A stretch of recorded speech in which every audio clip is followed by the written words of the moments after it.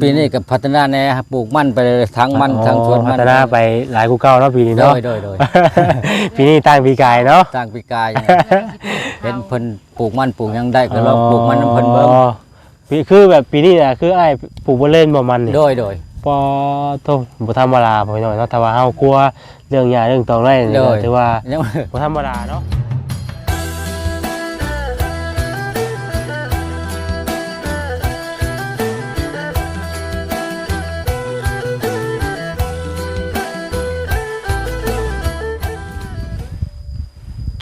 กราบสบายดีพ่อแม่พี่น้องเปิดสุขุสุขคนบ่ว่าสิเป็นฝั่งลาวหรือฝั่งไทย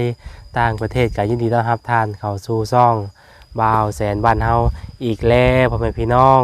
กามื้อนี้เนาะมาแสนกันเดินทางมาที่บ้านม่วงไข่เนาะเมืองจำพรแขวงสวรรณเขตพ่อแม่พี่น้องเนาะกามื้อนี้เนาะมาแสนกันเดินทางมาหาครอบครัวไอออสอีกเนาะพ่อพี่น้องเนาะหลังจากที่บ่าวแสนเข้ามาอัปเดตชีวิตความเป็นอยู่ของไอออสเพิ่นพ่อพี่น้องเนาะก็มีทางผู้ใหญ่ใจดีใจบุญเนาะก็ชื่อว่าแม่เมพอวันนามสกุลเพิ่นก็ชื่อบุภาเนาะเพิ่นก็อยู่ต่างประเทศออสเตรเลียพี่น้องแล้วก็พร้อมด้วยครอบครัวของแม่มีพร้อมเนาะที่ได้สมทบเข้ามาช่วยเหลือในมื้อนี้เนาะเพิ่นก็ชื่อว่าเอื้อยก็เป็นลูกฮักของแม่มีเนาะเอื้อยแคทเทิลเนาะแล้วก็เอื้อยวาเนสซ่าเนาะก็ต้องกราบขอบคุณครอบครัวของแม่มีหลายเด้อเนาะขอให้ครอบครัวของแม่มีแต่ความสุขความเจริญเนาะขอให้ปรารถนาสิ่งใดก็ขอให้ได้ตั้งใจปรารถนาเนาะขอให้อายุมั่นขอยืนเด้อขอให้มีแต่ความสุขกายสบายใจเนาะทำหน้าที่การงานอันใดก็ขอให้ประสบผลสำเร็จทุกประการเด้อเนาะขอขอบคุณที่ช่วยเหลือครอบครัวของไอออสเนาะสาธุการมื้อนี้ก็มาแสดงความดีอกดีใจหลายหน่อยเนาะที่มีทางผู้ใหญ่เงินมือเข้ามาช่วยเหลือกับครอบครัวของไอออสอีกเนาะเพิ่นก็เห็นว่าครอบครัวของไอออสนี่ขยันเนาะขยันรู้จักทำมาหากินพ่อน้องรู้จักอะไรอย่างนี้เพิ่นก็เลยอยากสนับสนุนกับครอบครัวของไอออสอีกเนาะก็โอเคถ้าน้องพ่อน้องกันใดก็ก่อนสิเข้าไปติดตามเฮาส้มกับฝากกดไลค์กดแชร์กดติดตามเป็นกำลังใจให้บ่าวแสนเด้อพ่อแม่พี่น้องเนาะก็โอเคไปเบิ่งส้มกันเลยพ่อแม่พี่น้องโอเคเนาะพ่อพี่น้องเนาะตอนนี้บ่าวแสนก็มาฮอดเรือนของไอออสเป็นที่เรียบร้อยแล้วพ่อพี่น้องเนาะก็บรรยากาศตอนนี้ก็คือโอ้ครึ้มฟ้าครึ้มฝนพ่อพี่น้องเนาะนี่คือจังฝนสิตกนี่แหละพ่อพี่น้องก็ยามนี้ก็ถือว่าฮอดเดือน6แล้วพ่อพี่น้องเนาะฮอดเดือน6ใกล้สิได้ลงไร่ลงนาแล้วพ่อพี่น้องตอนนี้ฝนตกเนาะฝนตกซุมื้อทางบ้านบ่าวแสนก็ได้เนาะบางท่านบางครอบครัวกับเพิ่นก็ได้เตรียมก้าเตรียมบุ้งแล้วพ่อพี่น้องเนาะช่วงนี้ก็ได้ลงไร่ลงนาแล้วเนาะโดยก็โอเคนี่เนาะเขาก็จะได้เข้าไปหาเพื่อนก่อนพ่อพี่น้องเนาะนั่งสลุกสลอยเนาะสบายดีเด้อสบายดีโดยสบายดีเนาะนี่พ่อพี่น้องเนาะก็มื้อนี้เนาะบ่าวแสนก็ได้ซื้อข้าวมามอบให้กับครอบครัวของไอออสอีกพ่อพี่น้องเนาะกระสอบหนึ่งเดี๋ยวเฮาสิให้ไอออสเพิ่นเอาย่อลงมาเมียนก่อนเนาะเลยย่อลงมาเมียนก่อนเพราะว่าจังสิบ่ได้นักรถพ่อพี่น้องป้าไปรถกันนักเติบเนาะ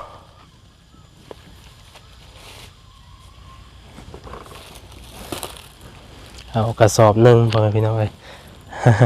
แวะทางมาก็เห็นเฮ็ดงูก็ซื้อเฮ็ดงูอันนี้บ่10,000ตัวละ10,000พ่อแม่พี่น้องเนาะเลยจักหลอกกูนี่ประมาณ10กว่าหลอกนี่เนาะหลอกละพันหลอกละพันกี่พ่อแม่พี่น้องเนาะบ่ได้ไปหาทางเอื้อยยังบ่ออกกันทางเอื้อยออกไงฮะแล้วไปหาบ่ยังกันออกนี่ชื่อแถวใดนี่อยู่บ้านรัก8มารัก8นี่โดยเห็นก็เจ้าเอามาขายลายได้จ้ะโทรได้เด้เลยโอเคเนาะเปอร์เซ็นต์สิเอาเครื่องออกมาก่อนพี่น้องเนาะลูกเครื่องออกมาก่อน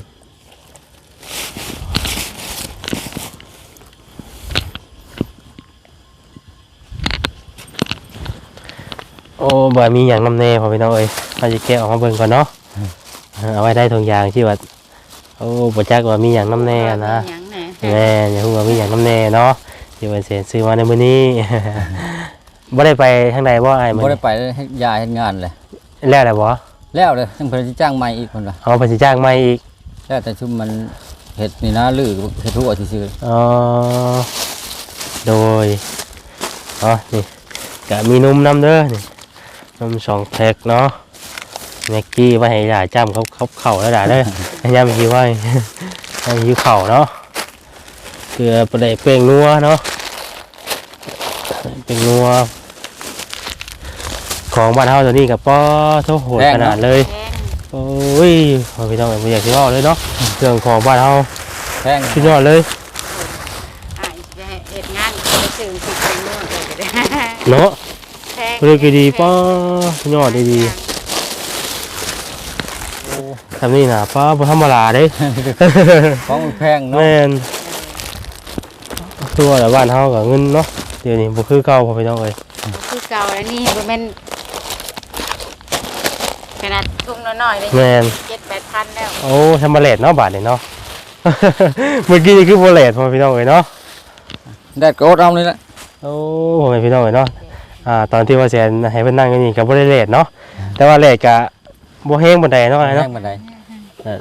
แดดบ่แห้งปานใดพ่อพี่น้องเอ้ยเพราะคันว่ายามหนาวก็พอดีอุ่นเนาะทำนี่ โดย คันว่ายามหนาวก็พอดีอุ่นนะ โดย อ๋อโอเคเนาะพี่น้องเนาะตอนแรกว่าสินั่งคุยกันอยู่นี่พี่น้องเนาะเพราะอันว่าว่าสินั่งแล้วว่าแดดแห้งพี่น้องเนาะแดดแห้งก็เลยอันพากันย้ายใหม่อีก ย้ายหมองนั่งใหม่เนาะอันนี้ต้มยังเอ่ยนี่ ต้มหน่อไม้ ต้มไม้เหรอโอ้อ๋อต้นคือต้มแค่หมูหนึ่งอันนี้เนาะอันนี้ โดย แบบหมอนั่นได้จ้ะหมอที่ว่า เพื่อสิต้มมานี่ต้มน้ำไหม้นี่นึ่งเข้าไปเลย อ๋อ จืดไปเลย โดย เนาะโอ้ยอยู่นี่ผมคักปัญญาบอกว่านั่งไปหน่อยเนาะ โอ้ยอยู่บาดีด้วย แน่นอยู่นี่ผมคักขนาดเลย ของอันว่าจะห่มแล้ว เนาะโดยใช่ใช่ลูกชายคนหนึ่งนี่ ไปหายิง ไปหายิง โดย โอ้ไม่ได้อยู่เนาะคนนี้เนาะ บ่ได้อยู่ มายังไงกับบ่ค่อยอยู่พ่อแม่พี่น้องเลยเนาะเอาโดยเดี๋ยวจะได้มื้อนี้ล่ะกินข้าวแล้วบ่ บอกอันนั้นไหม ยังย่านบ้าอยู่บ่นี่ ญาติ แล้ว เดี๋ยวบังกล้องพอลูก โดยเนาะก็คือมื้อนี้เนาะว่าแสงก็ได้ซื้อข้าวมามอบให้กับครอบครัวของไอออนอีกเนาะก็เป็นเงินของแม่มีพอวันเนาะนามสกุลเพิ่นก็ซื้อบูผาเนาะเพิ่นก็อยู่ประเทศออสเตรเลียแล้วก็ลูกฮักของแม่มีพร้อมเนาะเพิ่นก็ซื้อว่าเอื้อยเกตเติ้ลเนาะแล้วก็เอื้อยวาเนสซ่าเนาะ โดย โดยเพิ่นก็ได้ฝากเงินมาให้พ่อแสนเนาะซื้อข้าวมาให้กับครอบครัวของไอออนอีกเนาะเพิ่นก็เห็นในคลิปของพ่อแสนมื้อนั้นเพิ่นก็ว่าเห็นแล้วก็อยากช่วยเหลือเนาะ โดย อยากช่วยเหลือกับครอบครัวของอ้ายอีกเพราะว่าเห็นครอบครัวของอ้ายลูกมันเนาะ โดย ลูกมันรู้จักทำมาหากินอยาก ขอขอบบุญขอบคุณ แม่น เพิ่และ รู้จักอยากสร้างอยากซานะอ้าย โดย เนาะก็โอเคจังได๋ก็ให้อ้ายแล้วก็เอื้อยเนาะขอบคุณขอบคุณแล้วก็อวยพรให้กับทางแม่มีพ่อวันแล้วก็ครอบครัวของแม่เด้อ ขอขอบบุญขอบคุณพ่อมีแม่วันบ่ โดย ขอให้อยู่ดีมีแห้งเด้อความเจ็บจะได้ความไข่อย่าให้มีเด้อพ่อเอ้ยแม่เอ้ย โดย ช่วยลูกหลาน สุขภาพเข้มแข็ง อายุดีมีแห้งเนาะ อยู่ดีมีแห้ง มีแห้ง โดย ความเจ็บอย่าได้ความไข่อย่ามีเด้อแม่เด้อ โดยเนาะ อืม แล้วก็พร้อมด้วยเงิน100,000เนาะอาจารย์ก็จะได้มอบให้กับทางครอบครัวพร้อมพ่อหน่อยเนาะ โดย เกือบลืมอีกพ่อหน่อยพอแสงก็ได้เนาะ คุณหลาย ไว้ใส่ชื่ออยู่ชื่อกินได้เด้อ แม่เอ้ยพ่อเอ้ย โดย พ่ออยู่ดีมีแห้ง ๆความเจ็บจะได้เด้อแม่เด้อเจ็บจะได้ความไข่จะมีเด้อ โดยเนาะดีใจบ่อ้าย โดย ดีใจเนาะมื้อนี้ ปีนี้กับพัฒนาแน่ครับปลูกมันไปเลยทั้งมันทั้งสวน พั มัน ฒนาไปหลายกูเก่าเนาะปีนี้ โด เนาะ ยโดยโดย ปีนี้ตั้งปีกายเนาะ สร้างปีกายเห็นเพิ่นปลูกมันปลูกหยังได้ก็ลองปลูกมันน้ำเพิ่นเบิ่ง ปีคือแบบปีนี้น่ะคืออ้ายปลูกบ่เล่นบ่มันนี่ โดยโดย ปอโตบ่ธรรมดาพ่อหน่อยเนาะถ้าว่าเฮากลัวเรื่องหญ้าเรื่องตองไรนี่ โด ก็ ย ถือว่า ยัง บ่ธรรมดาเนาะ มีเวลายกหญ้ามันจังว่า กับพ่อ ไปหารับทำงานแบบนี้แล้วให้ลูก กินข้าว ถอนไปเล็กน้อย พอได้ชื่อพริกแปงเนาะ แต่มันผิดก็ว่าจะบ่ได้ซื้อเป็นนัว บางพี่ก็บ่ได้ซื้อดอกเนาะบางพี่คือสิบ่ได้ซื้อดอก ทางเอื้อยก็ออกมาแล้ว อ๋อโดยเนาะก็มีแต่ว่าพากันสู้ชีวิตต่อไปเนาะเอ้ยเนาะ โดย มีหยังก็เฮ็ดสร้างไปพัฒนาไปเรื่อยๆเฮาก็ แกจำนี้เขาก็ไปเรื่อยๆ แม่นเฮ็ดไป ปลูกต้นน้อยมาปลูกไว้นี่พอได้อยู่ได้ โด กิน ยปลูกไปมีหยังก็มีหยังทุกอย่างที่กินไร่ก็ปลูกไอ้ โดย ปลูกยังสาแนมไปเฮ็ดนะ เครือ มะเขือบ่ล่ะอ๋อโอ้เนาะก็ถือว่าอยู่นี่เย็นดีเนาะอยู่นี่ เย็น เนาะ ดี โอ้ก่อไผ่พอไปหน่อยเนาะนี่หม ไป ด ไปทางออกมันบ่ห่มมัน อันหัวนี่ไผเฮ็ดซะอ้าย เอื้อยได้เห็ด อ๋อเอ้ยเนี่ยบ่เฮ็ดอันนี้น่ะ โดย บ่ธรรมดาเนาะพ่อพี่น้องเพราะว่าแต่ก่อนเนาะแต่ก่อนที่ว่าอันมาแซงเข้ามาตอนนั้นยังบ่ได้มีหยังเนาะ ยัง เป็น บ่ หัว ทัน ไป มี หยังก็บ่มีพ่อพี่น้อง มี เอ้ย ยังเพราะว่า เพราะว่าเพิ่นก็ยังบ่ได้เฮ็ดหยังไง เพิ่นก็ยังบ่ได้ให้ปลูก เอาเฮาก็เลยบ่ได้เฮ็ดหัวเนาะ โดย อ๋อ เพิ่นให้ปลูกไว้พังแล้วก็เลยเอื้อยว่าเฮ็ดหัวไว้ โดย หัวไปใช้ก็สบายสะดวกสบายเฮา เอาอัดหัวไว้จะว่างัวเข้าเนาะ โดย มาเหยียบพักอย่างเงี้ยเข้าไปก็โอ้ยากอีกพ่อพี่น้อง ช่วงนี้เพิ่นสิผูกไปแล้วงัวควาย แม่นใกล้สิลงให้ลงได้ ไป เนาะ ลงไห้ลงห้านี่สบายอยู่ โอ้โดย เป็นหวัดเป็นไออยู่ แม่งยังวะ แม่ยังนั่น อาจจะไปตอดได้เป็นว่าเป็นไอแล้วบ่แซงกันยังคือเก่าได้แบบยังกินยากันยังสมอยจะมีอยู่จะแบบจังไดดอก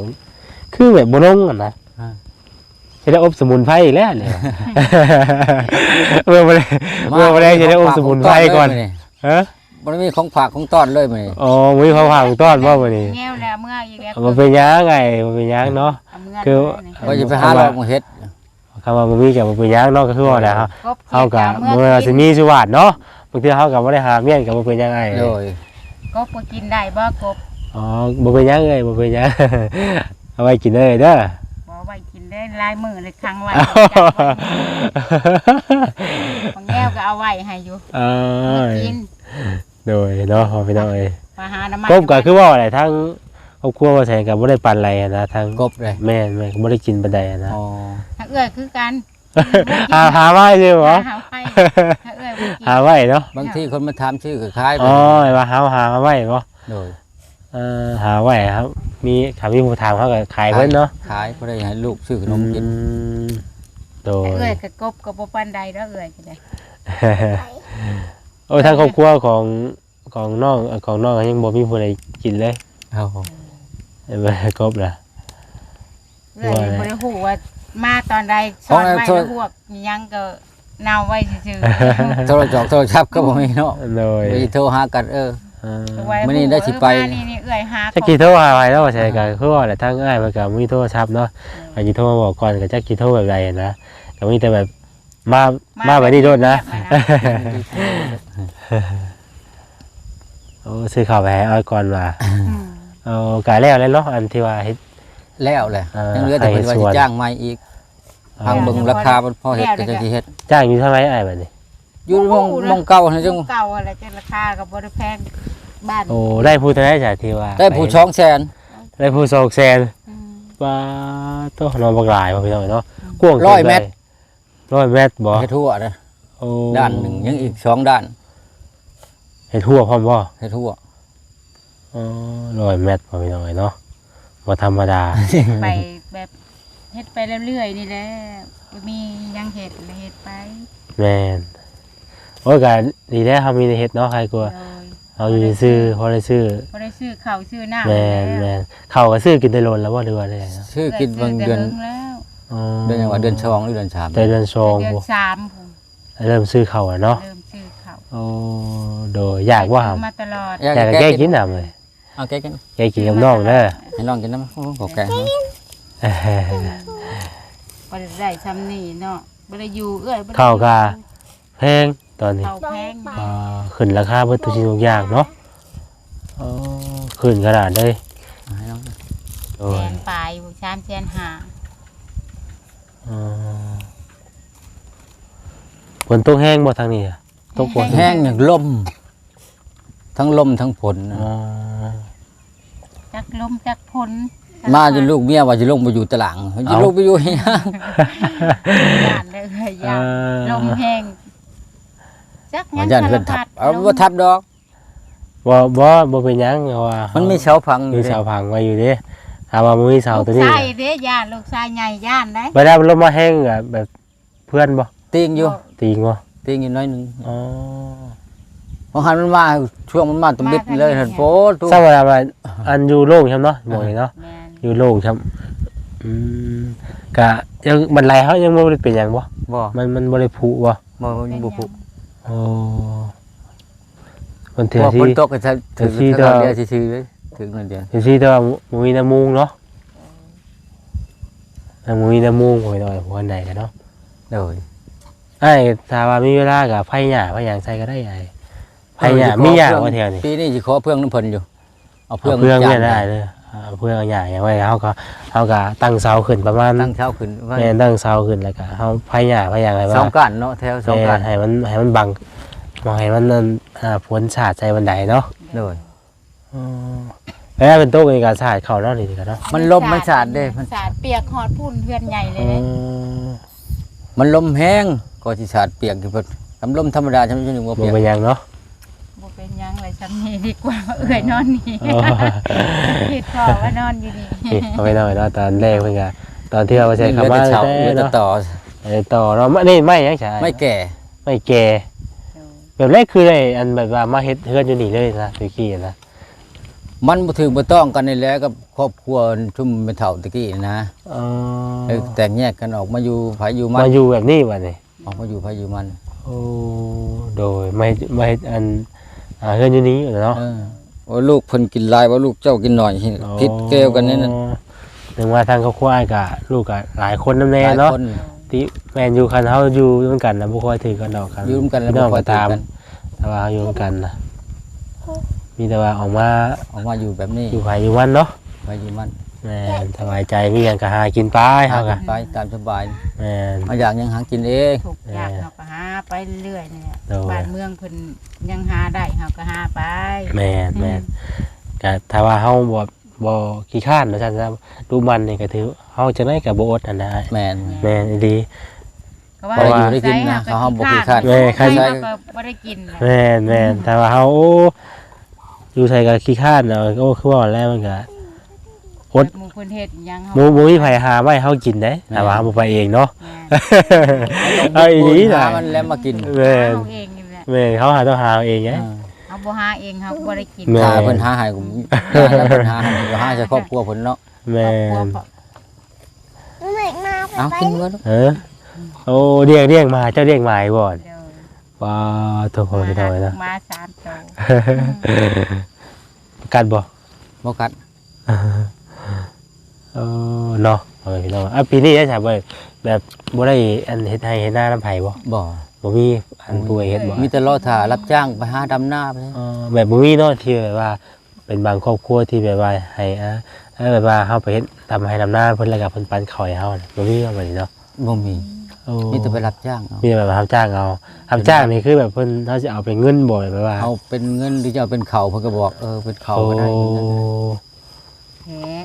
โอ้ถ่า ได้เงินมากก็ไปซื้อเข่าคือเก่าหั่นนะ แท้ จำเป็นเอาเข่า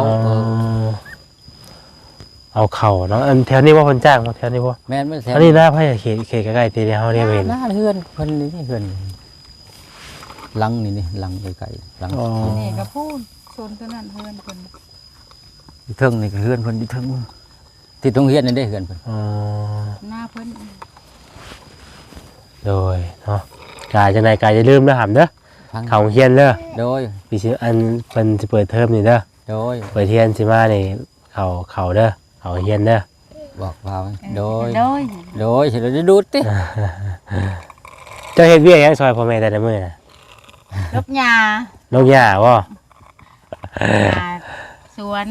แม่ปลูกเขา เพราะอะไรจะดินทำกินบรรยากาศเพราะอะไรจะดิน พอ เด้อ พอได้ไหม บดินเด้อ เพื่อนลูก เรื่องไปจุดไฟ ไปเลยเสื้อผ้าละแพ้ที่ว่าซื้อไว้ยังใช้ตะกี้ยังใช้ได้อยู่บ่ขาดบ่ได้ ใช่ บ่ อยู่ ใส่ได้ ยังใช้ได้อยู่บ่ โดย อ๋อ ใส่ได้ลูก แม่นบ่ชุดนี้ก็แม่นบ่หรือว่าบ่ จุ แม่ ด น นี้โมเมนต์ ชุดนี้บ่แม่นบ่ ส่งนี่ ชุดนี้แม่นอยู่ แม่นจะส่ง ยิ้มเอาแม่นง่ายแล้วกันเนาะ แต่อีนี่ก็เสือสิใส่บ่ได้ อ๋อใส่บ่ได้ที่ว่าใส่ซื้อไว้ตอนนั้นน่ะ ใหญ่เป็นหมาแล้ว มาตอนนั้นนี่ใส่ได้นี่ใส่บ่ได้ เนาะโดยมีลูกผู้หญิงคนหนึงไปหน่อยเนาะ โดย พากัน มาเช้าก็บ่ได้อยู่ ใหญ่เด้อใหญ่มารายการเฮ็ดเวียกเฮ็ดงานช่วยพ่อแม่เด้อทำมาหากินช่วยกันสร้างชาพัฒนาขอให้เฮามีอยู่ เอา มี บ่ได้อ กิน ยู่ได้กินใน ก็ ครอบครัวแล้วพ่อ แม่นก็ถือว่า ทานก็บ่ได้กินแล้ว แม่นก็ถือว่าก็ภูมิใจนำครอบครัวของอ้ายอยู่เนาะที่ประเทศบ่เห็นก็มีการพัฒนาเปลี่ยนแปลงเป็นลายก็ทางผู้ใหญ่เพิ่นก็ดีใจนำนะอ้าย โดย แม่ทางผู้ใหญ่เพิ่นก็เพิ่นเห็นแล้วก็โอ้ครอบครัวนี่เพิ่นก็ฮู้จักเนาะฮู้จักเฮ็ดฮู้จักสร้างเพิ่นก็ย่องเฮาอีกนะต่อมาเพิ่นก็ถ้าว่าเฮาลูกมันเนาะเพิ่นก็อยากช่วยเฮาอีกคือเก่านะ โดย ถ้าว่าผู้ใดขี้คร้านเฮาโอ้ยเพิ่นก็ช่วยได้แค่เทื่อเดียวเท่านั้นแหละ โดย แม่ บอกว่าซอยยังคนกิน แม่ช่วยไปก็เขาบ่เฮ็ดตัวสร้างเนาะ มี ก็ว่าเฮาช่วยคนลูกมันนึกว่าเพิ่นต่อยอดไปได้เนาะมีหยังเพิ่นก็อยากเฮ็ดสร้างสาไปนะ เห็นแล้วก็ภูมิใจอยู่อะไรเนาะกาก็เลยก็ที่ว่าลืมบ่ได้ก็ต้องกราบขอบคุณกับคุณที่ผู้ที่สร้างสาเฮือนชาติของอ้ายเนาะตั้งแต่เริ่มแรกพุ่นแรกพุ่นน้อยเนาะมีทางที่เฮือนของอ้ายนี่เนาะมีแม่พี่ลมเนาะแม่พี่ลมเป็นพงเนาะ โดย โดยก็คือตอนนี้ทางแม่เพิ่นก็จักเป็นจังไดพอไปหน่อยเนาะอยู่ดีมีแห้งบ่หรือว่าเป็นจังไดก็บ่ฮู้เนาะเพราะว่าบ่ใช่ก็บ่ได้ติดต่อกับเพิ่นแต่ละโดนเนาะ เพิ่นก็เงียบหายไปแล้วพี่น้องเอ้ยก็บ่ฮู้ว่าเพิ่นเป็นจังใดเนาะ โดย มีแต่ว่าขอให้เพิ่นอยู่ดีมีแรงเนาะ โดย ก็ขอมุกกับใจที่แบบว่า ขอขอบคุณขอบคุณแม่ลงเพียงพ้นเด้อ เฮาก็บ่ลืมบุญคุณเพิ่นเนาะขอบคุณที่ว่าถึงเฮาสิมีเนี่ยตอบแทนเพิ่นก็มีแต่คำขอบคุณแล้วก็อวยพรให้เพิ่นอยู่ดีมีแรงเนาะอ้ายเนาะ โดย มีแต่ให้เพิ่น ขอขอบคุณขอบคุณแม่พี่ลมเพียงพงนี่แหละ แม่น ขอให้เพิ่นอยู่ดีมีแห้งเด้อสาธุ โดยเนาะเพิ่นสร้างหลังนี้กับแม่นไปหน่อยเนาะอันนี้คือเป็นเรื่องของแม่พี่ลมเปรมพงษ์เนาะที่ว่าเรือนหลังนี้เนาะที่ได้เฮ็ดให้กับครอบครัวของไอออสไปเนาะ โดย แล้วก็เครื่องครัวก็เป็นเงินของแม่แก้วสุปาราณีเนาะสุปาราณีแม่ที่ได้ซื้อเครื่องครัวมาให้ตอนนั้นเนาะ โดย คือว่าตอนนั้นก็บ่น้อยปานใดเนาะ โดย ครบเบิดทุกอย่างคือกันบ่ไปหน่อยเนาะ โดย ก็เป็นไรมากกันเนาะตั้งแต่ที่ว่าใส่เคยคำว่าซอยพุ่นแหลกไปหน่อยเนาะ โดย ว่าเพิ่นตกดินก็บ่ได้อยู่ว่าใส่ก็ หอบสิ่งหอบของไว้เพิ่นบ่ธรรมดาไปหน่อยเนาะตอนนั้นก็ตัวรออยากให้ครอบครัวเพิ่นมีอยู่โอเคซะเนาะ โดย ก็สิประมาณนี้นะไอ้เนาะจังไดก็ให้สู้ชีวิตต่อไปเนาะ โดยโดย อะไรก็บ่ใช่เป็นกำลังใจให้สู้ต่อไปไอ้ โดย จังไดก็คือว่าแสนบอกมาให้เนาะ โดย ก็จังไดก็ให้อยู่ดีมีแรงทั้งบ่ใช่ก็สิได้เดินทางกลับด้วยอ้ายได้บ่ได้เด้อ โดย โดย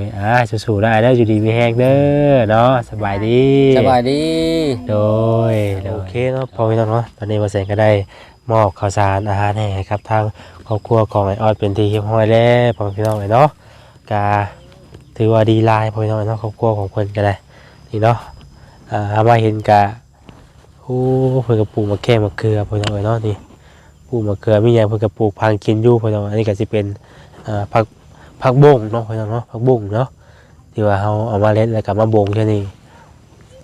เครื่องปลูกกองฟางมันก็ถือว่าลายพอสมควรอยู่ได้พอพี่น้องเอ้ยเนาะตามที่เราเห็นมาแต่ว่าหญ้านี่คือตอนที่ว่าใส่เห็นนี่คือสีบ่แพ้หญ้าเนาะหญ้านี่ก็ถือว่าขึ้นลายพอสมควรพอพี่น้องเอ้ยเนาะทางอ้ายเพิ่นก็ว่าสิเสียหญ้ามื้อใดก็ยังบ่มีเวลาเฮ็ดเสียเพิ่นก็พอพี่น้องเอ้ยเนาะเพิ่นก็จักสิแล่นไป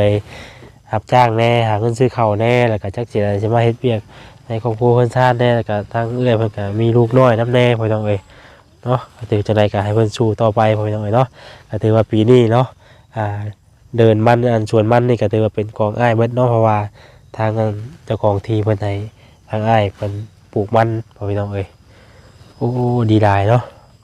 ปลูกมันไว้ปีหน้ามานี่ก็คือสิได้ขายได้เติบอยู่หรอกพี่น้องเนาะเพราะว่ามันนี่ก็โลแพงอยู่ได้พอพี่น้องเอ้ยโลแพงอยู่เนาะช่วงนี้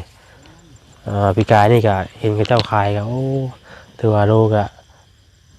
มันก็บ่ธรรมดาพี่น้องเอ้ยเนาะเพราะว่ามันนี่ก็มีตลาดแล้วเขาก็